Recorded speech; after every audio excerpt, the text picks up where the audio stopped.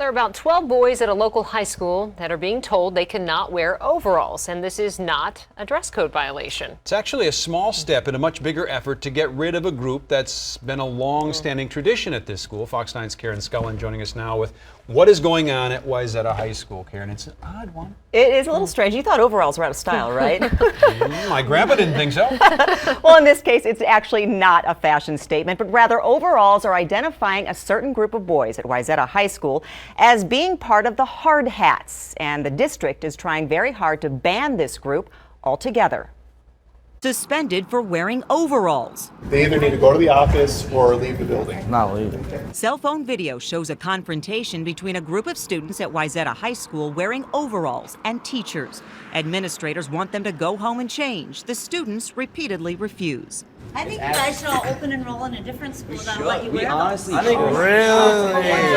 Really? But the issue really isn't about the overalls. They're not against the dress code, and other students are allowed to wear them.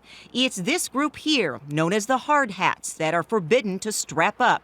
It's really just part of an effort to get rid of that group altogether, to put an end to the hard hats. This year, the administration has taken an elevated stance to end the group and to not have this group be a part of the school activities and football games. While not an official school club, the Hard Hats have been part of a Wayzata High tradition for at least 20 years.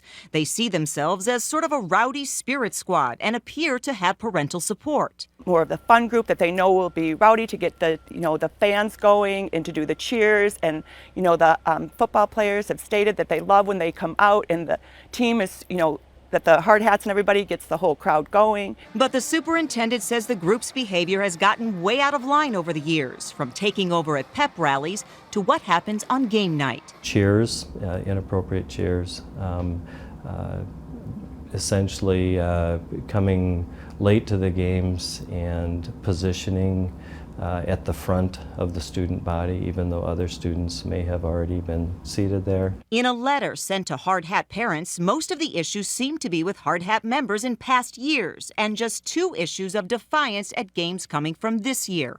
Lainey Beck Stewart is frustrated and says they should have tried reaching out to parents before deciding to ban the group. There's no discussion. I had said, what if I go to the game, every game with you guys, to oversee this?